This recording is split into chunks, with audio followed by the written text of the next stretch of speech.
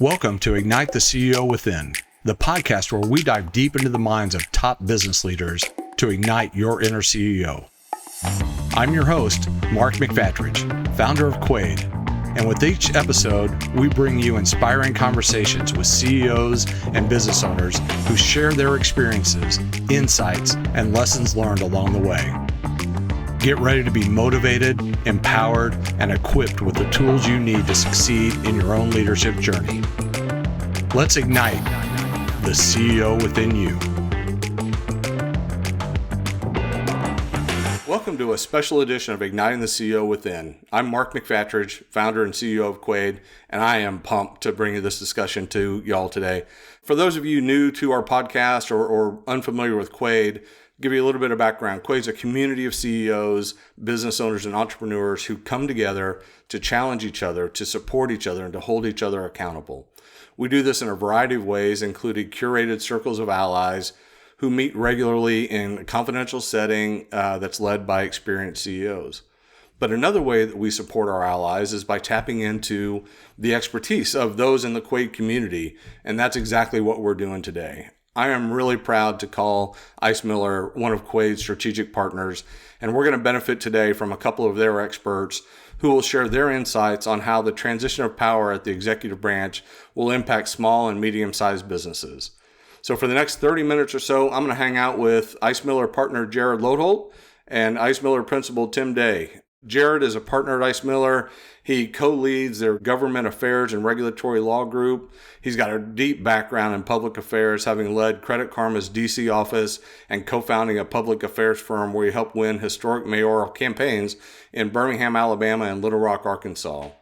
Jarrod's also worked on Capitol Hill, advising Congress on everything from fintech and data privacy to cannabis banking, and he's held legal roles at Solar City and Tesla.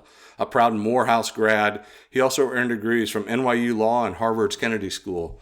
Jarrod, welcome. Thanks for joining us today. Oh, thank you, Mark, for having us, and thank you for being such great partners with Ice Miller. Well, I appreciate you. Tim Day is a principal at Ice Miller Strategies and co-leads their government affairs and regulatory law group. With years of experience in government relations at the local, state, and federal level, Tim knows how to navigate policy, build coalitions, drive results. He's worked with organizations big and small, from Fortune 100 companies to nonprofits, and even served on Capitol Hill as chief of staff and legislative advisor to several members of Congress. He's also held leadership roles at the U.S. Chamber, Teradata, NCR Corporation. He's helping shape policy and tell the story of technology's impact on our economy. Tim, I'm thankful to have you here too. Thanks for joining us. Thanks, Mark. Really appreciate the opportunity to be here today. Awesome. I'm really pumped, as we've kind of talked about leading up to this. The way we do things at Quaid is pretty low key, pretty casual, pretty authentic and genuine. So, we're looking forward to a real good conversation and some learnings. And so if you're good, we're going to launch into this. Absolutely. So for me, looking at this as President Trump settles into his office for the second time, I think we have as many and maybe even more questions than we had during his first term, and especially as it relates to those small and mid-sized businesses that we've talked about. So I'm going to just throw out a couple of directed questions, but again, like I said, really hope to get feedback back and forth, and we'll see where this thing goes. So Tim, I'm going to start out with you if that's okay.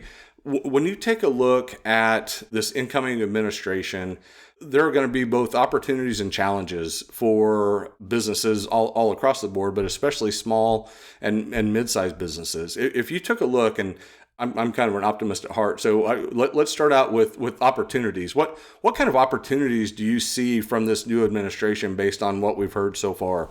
Well, I appreciate the question, and I think, as we look at the first Trump administration, I think there's some lessons learned there that we should certainly refresh in our memories and kind of look at the policies that were established then.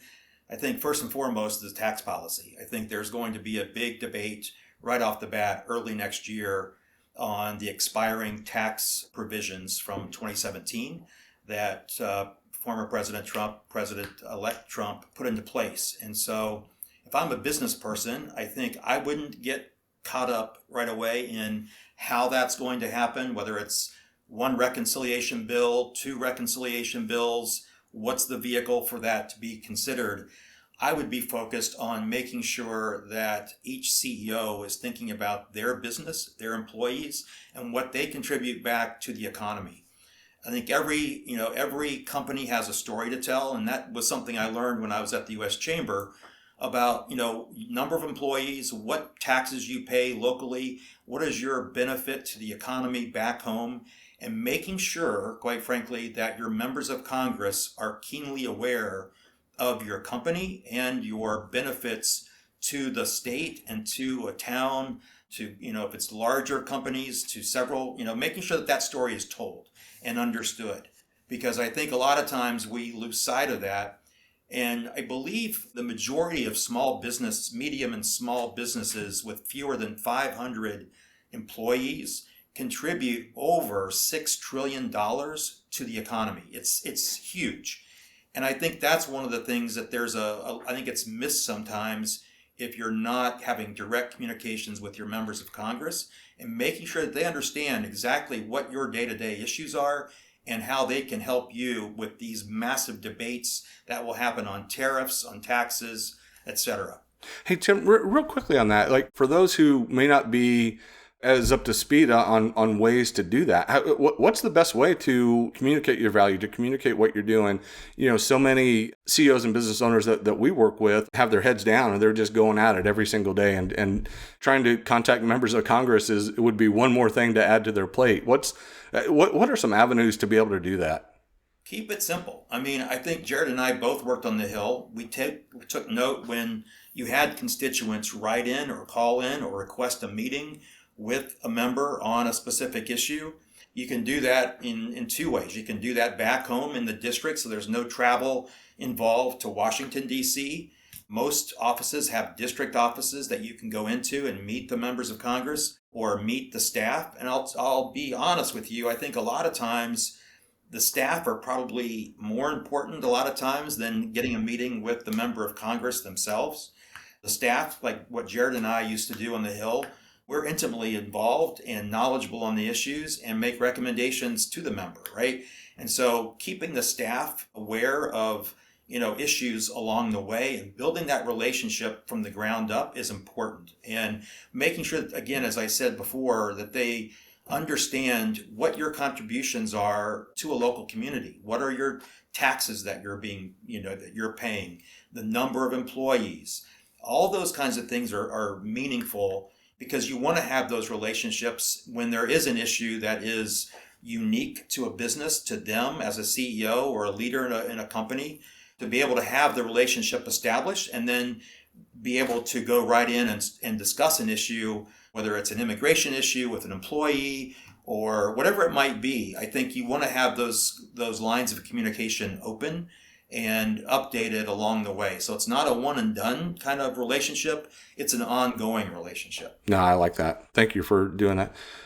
Jarrod, along the same lines, we talked about opportunities, right, with the 2017 taxes and so forth, but that sounds like likely a pretty decent opportunity, positive. But are there challenges out there that you see with the new administration for small and mid-sized businesses? Absolutely. Well, one, I think uncertainty, right, is always, I think, a challenge in the business environment where you want to know what you should be investing in and doing, understanding what that's going to look like in 1 to 5 years, right? And so I will say, I think that the new administration, to your point, because even despite having 4 years of some data, there's still a lot of uncertainty, right, based on who's been appointed. And the principal himself, right, is like there's a certain level of unpredictability that I think comes with President-elect Trump that may not come with, had Nikki Haley, for example, been president, or if Kamala Harris had been elected. And so there's that potential unpredictability and volatility, right, potentially, right, always there. Substantively, I would say 2 issues kind of jump out to me is one, trade and tariffs, and the other one's immigration. Because of just how interconnected our economies are and our supply chains, a lot of companies are importing goods from places that are probably going to be, or at least threatened with initially to date. But I think the president will actually follow through with what he says, to some degree, around trade and tariffs, right? And so I think one, as a CEO, kind of knowing where your supply chain is probably really important. And if you're, for example, you're a manufacturer, if you're importing goods in any way from China, that's something to be mindful of. Or, we've seen Canada and Mexico be, singled out, in certain countries. And so knowing your supply chain, I think, is one CEOs probably already know, but I think there's some special attention that I think you should pay to knowing what we're importing as a part of our business. I think the second one is immigration. And I think one of the things that we have seen, and we work, for example, with lots of cities and mayors, and so we talk to public safety leadership all the time around the country. And the thing that we get from them is, we're hearing about, deportations and deploying the National Guard. I think there was an announcement today with Republican governors and National Guard around, sweeps and immigration enforcement. Well, how much of your labor force would that impact, right? And I think there's some very honest conversations with, your workforce. If you're in the construction industry, I think if you are in certain hospitality industries, I think if you're in certain what I call kind of commodities and agricultural focused industries, audit your workforce. Have a very real conversation with your leadership about where do your employees come from and what do you know about their status. And if you have an idea, right, that there may be significant critical parts of your workforce that may be undocumented, there may need to be some planning, right, to account for that possibility that there may be disruptions in your workforce that can directly affect your business. To the question about what do you do about it, well, one, to your point, very few companies are going to have an internal government relations. And candidly, I think many, even fewer have a general counsel, right? Because in many companies, the general counsel kind of gets the legal, and anything dealing with government kind of gets in their, in their portfolio too. And so what I tell people who say, hey, I can't really afford this, what can I do?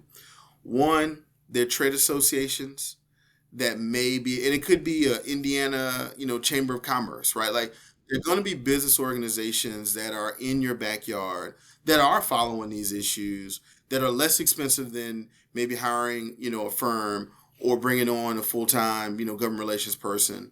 But it will be good to know what they're doing, right? And so I have found that business leagues and chambers of commerce locally, in your local area, in your state area, tend to generally kind of have a pulse. And Tim obviously has extensive experience there as a U.S. Chamber of Commerce alum. But I think your local chambers and your business leagues are a good place to start if you're not already engaged.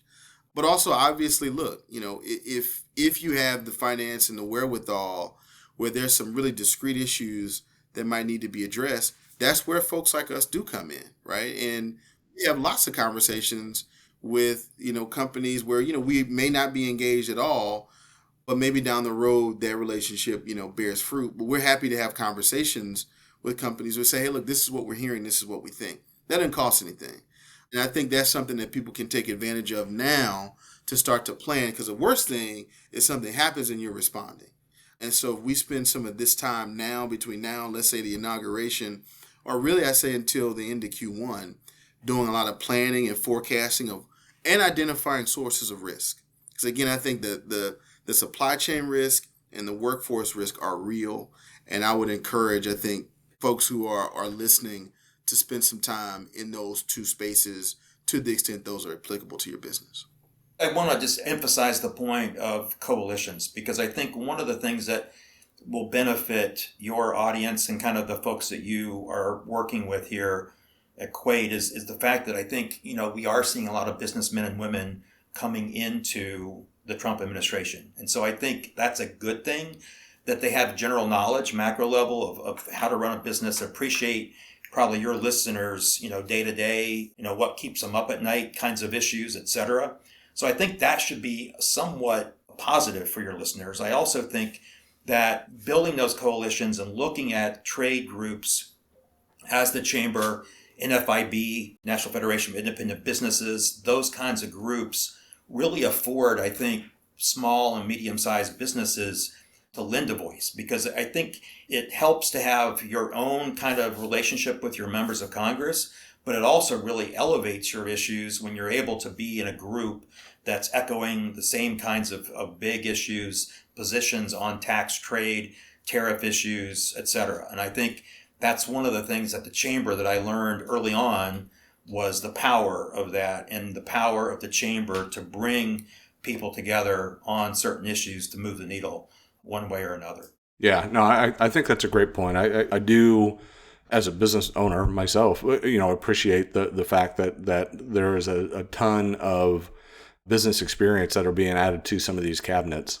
Jarrod, you talked about a couple of industries when you were talking about challenges and opportunities, but are there specific industries out there, in addition to the ones you already mentioned, that have kind of a bigger contrast between the Biden and Trump administrations? And in some instances, it's almost going to be like whiplash, right? Like going from one to the other. But do you see some specific industries that are going to be affected more than others?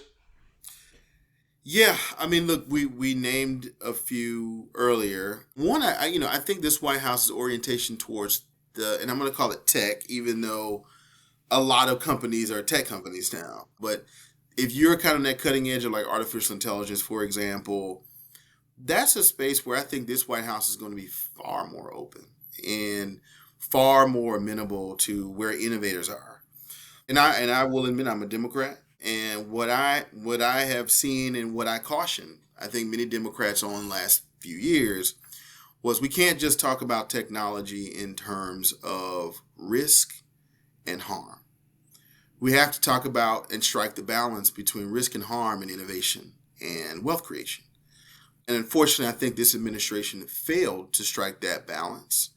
And what you saw, right, was a lot of the industry leaders galvanized behind Donald Trump.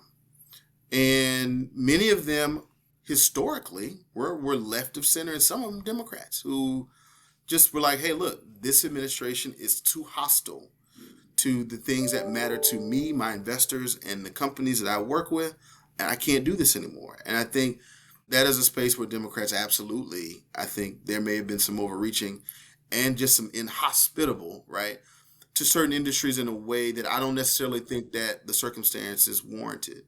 And I think this administration is going to be very much open. I think when you look at who your vice president is in J.D. Vance, who's very much a Silicon Valley tech guy, and Peter Thiel, I mean, their relationships that we're seeing, Andreessen Horowitz, like a firm that very much historically leaned very kind of, not very, but very democratic, liberal kind of Silicon Valley.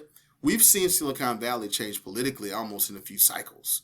Because when I was in Silicon Valley, I mean, it was a very different place, not anymore. And I think one of the reasons why is the current administration's posture towards technology and innovation wasn't strong enough. And I think it was so focused on harm and risk that it didn't focus enough on innovation and wealth creation. So I think that's one.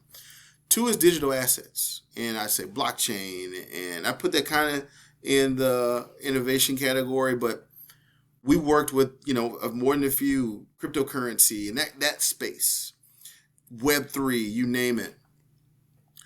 The voices that were the most prominent, I think, in the last 4 years were like Elizabeth Warren and Gary Gensler. And again, I think when those are the voices, people really only see one thing. And I think that's caused this swing. You talk about the whiplash. I think that's another industry that's going to see a very, very different orientation. And what we've also seen is Congress, including many congressional and Senate Democrats, also start to shift too, because we saw how active these industries were in the midterms. And you have, look no further than Ohio and kind of the cryptocurrency, Web3 kind of innovation folks and incoming Senator Moreno and the stance they took with respect to Senator Brown, right? Like we have very real examples of industries who took the last 2 to 4 years and said they needed to see different people in office. And they made their presence felt electorally, and we saw that. And so I think that kind of innovation space and I think digital assets and Web3 and cryptocurrency, that you're going to see, I think, a very, very, very different orientation. And I think some significant opportunities. Broadly speaking, though, I will say this, and we're advising our clients this way as well. If there are rules or issues that have been a real kind of burr in your saddle for the last few years, now is the time to be proactive about raising those with regulators, because you're going to have a much more receptive group of political appointees who are looking for opportunities to roll back certain things that agencies have been implementing. I just read an op-ed in the Wall Street Journal about repealing the Corporate Transparency Act. Almost every company in the country has had to deal with these disclosures in the last few months. Where like, do I need to do this? Do I need to do that? And there are people who are now, because of a recent court case, and now there's some real momentum about peeling back that piece of legislation. And so there's going to be, and there will be, I think, a number of opportunities to go on offense, both in the regulatory space, but also in terms of Congress, as well as with this White House, where I think there are going to be ample opportunities, to your point, because more folks who in the business community are a part of the regulatory framework in a way that they weren't necessarily with the Biden administration.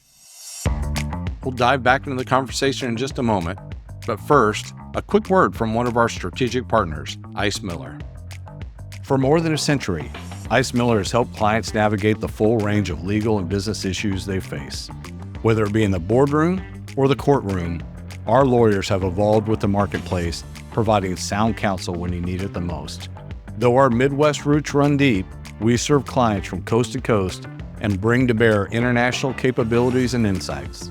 As a cohesive team, Ice Miller stands ready to provide cutting-edge legal solutions tailored to you.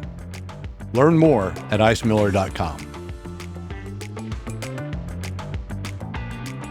Tim, Jarrod's done a really nice job of kind of leading into one of the questions that we had on here of when you start to take a look at some of the potential appointees from President Trump, there are a lot of new faces that are coming into the political spotlight right now, and some of them are moderately traditional, and others are completely non-traditional.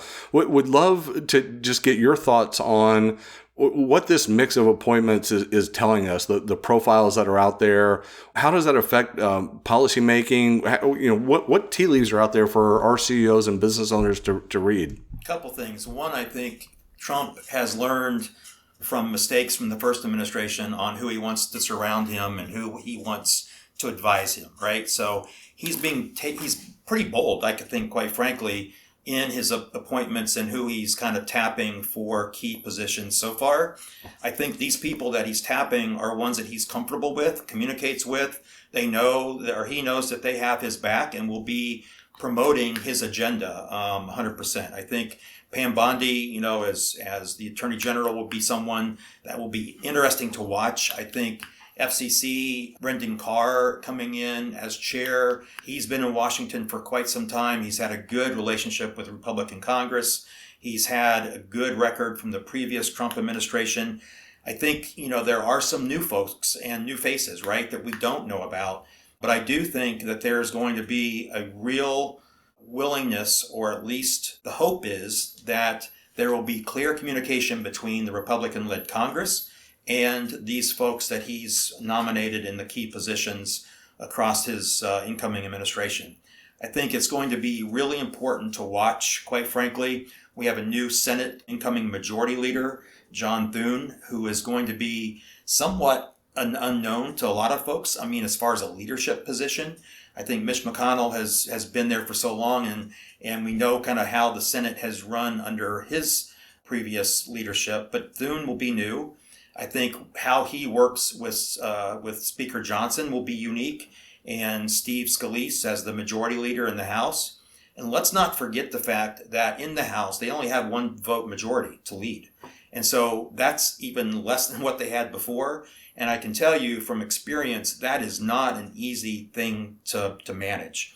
When you have big, pieces of legislation, priorities for the administration that need to get done on border, immigration, tax, etc., that one vote majority, you can't rely on. You need Democrats to support your initiative. So I think it's going to be interesting to look at kind of the election results as well, quite frankly, on, states that were in the Democratic category now with a Republican senator and how they're going to be reacting. The other thing that I think is going to be really interesting to watch are some Democrats in the Senate, like a Fetterman in Pennsylvania, who is now, kind of talking, working with the Trump folks and offering some ideas about how to work together. So I think there will be others like Fetterman that will come forward that will be unique and different. So this is a new world. And I think, we learned a little bit from the first Trump administration, but Trump 2.0 is yet to be understood fully. And I agree with Jarrod, there's going to be a lot of uncertainty in this process. But again, I want to make the point that your listeners and your CEOs of these small and medium-sized businesses need to focus on the issues that matter to them and making sure that those issues and what they're in representing their employees in the best way possible. I think the techlash from years past is going to be real again. And to Jarrod's point, not to repeat, but I think every company is a tech company. I think every company utilizes technology in a unique way. And I do think some of these big policy debates around data privacy, artificial intelligence is changing by the day. I think those kinds of issues will be important on how small and medium-sized businesses use technology and how do they run their businesses as a result of some of these, big issues that have been dominated, I think, primarily by the Googles, Facebooks, Amazon, et cetera, that does have ripple effects to small and medium-sized businesses. So there's a regulatory, I think, with deregulation and how that will impact smaller businesses and not just the behemoths of the big tech, if you will. Yeah, no, I like that. I appreciate those insights. Jarrod, I want to go back to Democrats and Republicans working together in Congress. And we've heard some terms out there like impoundment and reconciliation to pass different legislations and so forth. Could you do a couple things? First of all, could you help define both of those terms? And then talk about how the Democrats in Congress can position themselves to respond to those and what that looks like. Yeah, so I think one of the things that comes with, I think, an incoming Trump administration is a view of a very strong executive, right? And so he's going to do things that Joe Biden just really never talked a whole lot about. Impoundment is one of them, right? And impoundment sounds like when you get your car impounded by the tow truck company, where they get your car and they keep it, right? And the best way to describe a bit impoundment is Congress may authorize and even appropriate money, but the agency still has to actually spend the money. And if the agencies decide not to spend the money and to sit on the money, that's impoundment, right? And so that is the easiest way to describe it. But you could see it working politically in a way like there may be disagreement about a particular issue, or you may think that this program really shouldn't be here, but until there's a new budget to zero it out, there may still be money. And as long as you're passing what they call continuing resolutions, you're still funding government at existing levels. And so until you get the budget you want, impoundment is a tool to kind of a backdoor to get the outcomes you want, i.e. we won't spend money on this, but we'll spend money on this. What that means probably to a small business really depends on who you are. Because you may be a company, you may be an agricultural company, you may depend on the federal government to some extent on the administration of a particular program, right? Well, that program, the money could be impounded, where Congress has done their job, but the agency may not have spent it. So again, a part of the risk management exercise is, well, do I depend on any money now? It could be an SBA product, right, where there may be a desire to modify a program or reform a program, and the reform may be until we reform it, we may impound it. Now, again, this is completely kind of speculative, I'll be candid, but the reality is there have been so many conversations about what impoundment could look like as a general matter, but without specifics. But we've seen enough conversation about it to know that that's a possibility that people should prepare for. Where, unlike, let's say, a government shutdown, which some of us have seen before and some of our businesses have gone before, impoundment is another potential risk that you should say, hey, are any parts of my business potentially subject to this risk if it were to happen? And so I think that is a useful exercise. It doesn't cost anything other than your time, but I think it's a risk management exercise worth understanding. Reconciliation, though, I think is probably more relevant in that, and it's something that Democrats have used to. And reconciliation is basically, usually in the Senate, generally, it takes 60 votes to stop debate. And so what happens if you don't have the 60, a senator can filibuster and they can, do whatever, keep the vote from happening, you name it. Reconciliation says, look, if it deals with the budget, i.e. taxes would be squarely in that category. there's a process where we determine that this is something that does not require 60 votes. It can take 50 plus one majority. And obviously we've got the vice president, and I think in the Senate there are more members and there's more margin. And so that's just a majority vote. The same way it does in the House, basically it worked that way in the Senate. I think taxes comes to mind as the kind of thing where, reconciliation could be a tool to get a package done. To Tim's point, though, we shouldn't assume that there's consensus within Republican caucuses in both chambers about where these packages need to go or how far they need to go or which provisions matter, because there isn't. And because of that, that majority threshold may still be significant, even if reconciliation is pursued. Getting 50 senators plus one maybe to agree on something may be difficult. I think that's where certain senators are going to be key, right? That's where on the Democratic side, Fetterman, but also like, a Gary Peters, Alyssa Slotkin.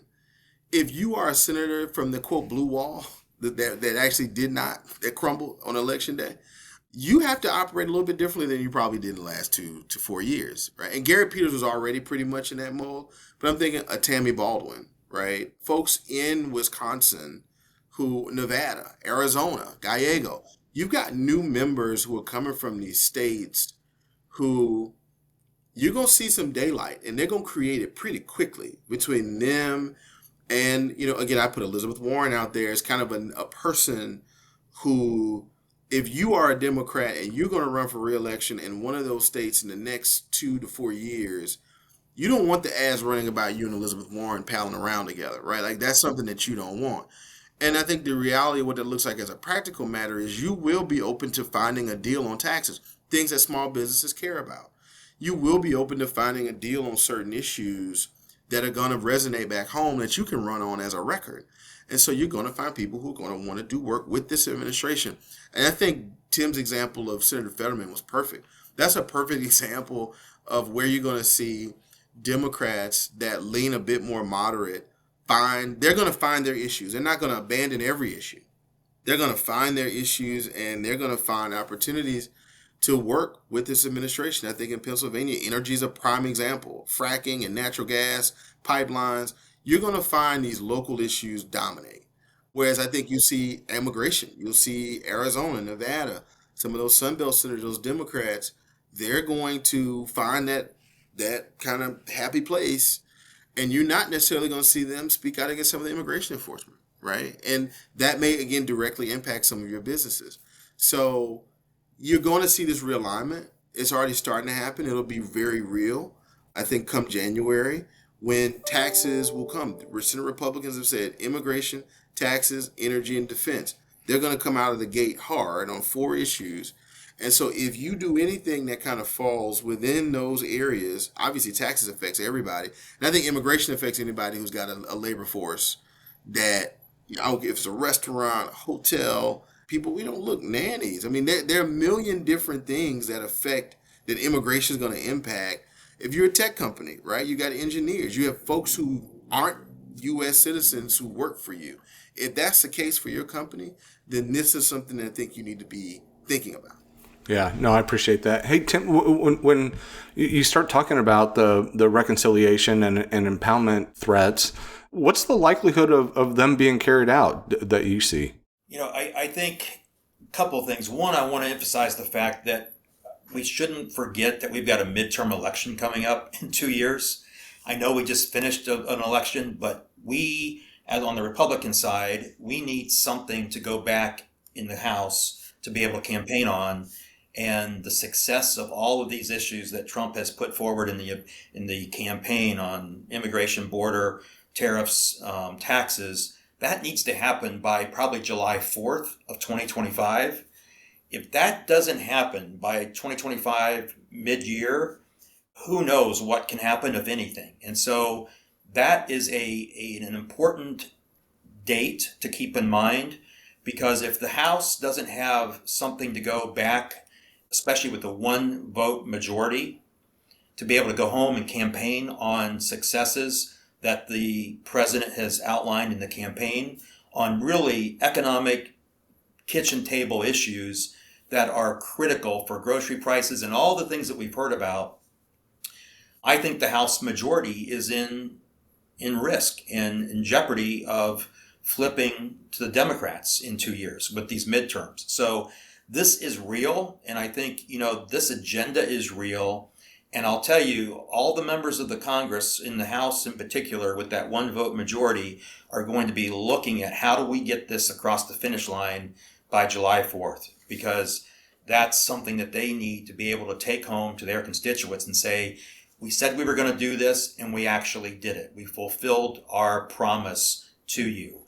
And I think there's a lot of high hopes that that will get done.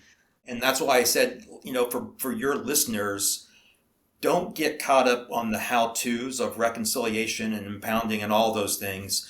Keep the focus on what it means if a tax bill is passed, and what does that mean to your employees, and really messaging that in a really specific way. So there's a lot of dynamics, but everything is local, right? Tip O'Neill was infamous for that quote, all politics is local, and that's true today as it was 50, 60 years ago. So I think, those are the big issues that I see with another election looming in midterms, and kind of hinging on the success of the agenda that the Republicans have put forth.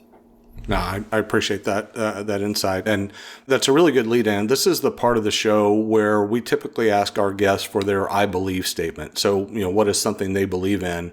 I'm going to change it just a little bit and come back to each of you. Jarrod, I'm going to start with you and talk about what do you believe that is actually going to be accomplished in this 119th Congress and this Trump administration, and then how should CEOs prepare their companies for the year ahead? So I'm asking, what do you believe gets done this year?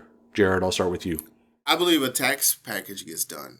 I actually think a tax package gets done before or around about August recess. And I believe it will happen, one, because to Tim's point, the sooner the better. The sooner you can run on it, the sooner you can move on to other issues. Two, being able to deliver a tax cut is something that, and again, I'm not a Republican, but I think that's the kind of thing Republicans like to run on, because taxes affect all of us. And the ability to be able to sell that, I think, is really, really important. And so knowing kind of, talk to your accountant, talk to your CPA about your CFO if your company is big enough.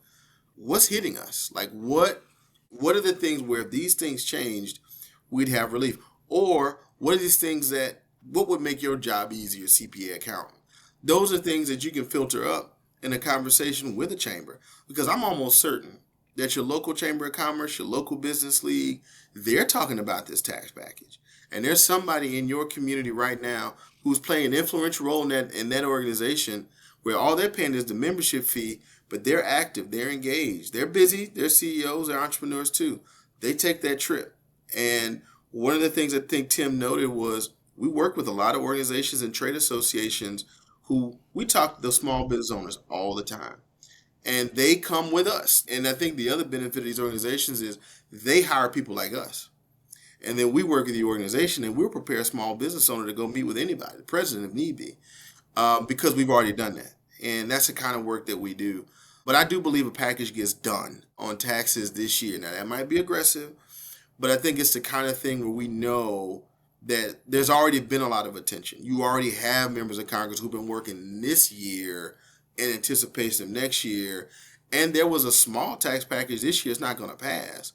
But a lot of work has kind of already been done in anticipation of a big tax year. And so I believe a tax bill gets done. And I think to that end, it does make sense to look at your company and your business and understand what tax provisions are giving you a headache and keeping money out of your pocket, and what tax provisions, if they were law, would make your life a whole lot easier. If you figured out those two things, you could have a really informed conversation with a lot of people, both in Washington and in your district. And before I pass things on to Tim, don't sleep on the idea every one of your members of Congress has a district office that's not far from your business. And it has surprised people that you can walk right in there and tell them what you want. And it isn't as hard as people may think it is. They're right there. And they're not as busy as you would think they are, because people don't know they're there. They think Washington. And I'm like, no, the district is actually better. And quietly, you can catch that member of Congress in that district office more than you might think, because they're there too. And so, not to say that everybody should go out and try to schedule their member of Congress tomorrow, but there's a level of access that you may not be fully, taking advantage of now. And if you can articulate what matters to your business, you'd be surprised where those issues filter right up to the tax person in that office, and they're taking these issues straight to the folks who are working on these issues every day. And so I think I believe this is going to happen. And I think that there's a way for businesses of all sizes to engage in that process, starting in your backyard. Awesome. Tim, what do you believe happens? So, as I said before, we're seeing a lot of business folks coming into the administration that are getting these appointments. I think we're going to see a focus on the economy overall and how do we strengthen the economy. I think what you've seen already in the stock market and some of the things that we're seeing on some of the jobless numbers are already starting to take hold. And I think there's a lot of optimism around the Trump administration goals. And I think if you really peel back a little bit of that, I think taxes and what we've talked about here, immigration, et cetera, really are economic issues. I think there are some real benefits to the economy by addressing some of those issues that have been kind of the center of the Trump campaign and what we're seeing as the agenda for the Congress for next year in particular. But I also think when you look at energy in particular, I think we're going to see pretty soon some reforms on deregulation and looking at ways to open up the ability for the United States to produce energy will be a big focus for this administration. And so, I think we have seen and heard from the president-elect on some of these key issues. I believe that with the, Republicans having control of both the House, the Senate, and the executive branch, and I think some can probably argue that they've got the control of the Supreme Court as well, in some respect from the previous Trump appointments. But I think there's going to be a real willingness. There will be some rough patches and some hurdles on, like today, for example, the Congress did reach the keeping the government open and getting some of those big issues through to March of next year. So we won't have to shut down on Friday when the time comes. And there's some frustration in the House with how the Speaker handled that. I think you're going to see some of those Freedom Caucus members and some of the more conservative members of the House continue to be a little bit of an issue for the Speaker and how he manages these big issues. I do think at the end of the day, the Republicans will see the benefits, come together, and deliver these key items for the Trump administration. It might not be the smoothest process. It might be really messy, actually. But I think in the end, there's more at risk of losing if they don't get it done than working this out and delivering on the agenda that they've all campaigned on in this past election. No, I love it. Well, guys, we have this on tape now. So what do you say we get back here about this time next year and we'll replay it and see where you went right and where we missed a little bit, okay? Absolutely. Fine by me. Guys, I really appreciate you joining, and I'm so thankful for the work that you do every day. It's meaningful. It's important. You represent small businesses and mid-sized businesses just like we do. And man, I am so grateful for the two of you. So thank you so much for joining us. Thank you for having us. Absolutely. Well, folks, that brings to an end this special edition of Igniting the CEO Within. I'm super proud of the strategic partners that we have that include Ice Miller and others. Our Quaid community is stronger with partners like this, and I'm excited to continue to bring these strong resources to our Quaid community. So until next time, I'm Mark McFatridge. We'll see you soon.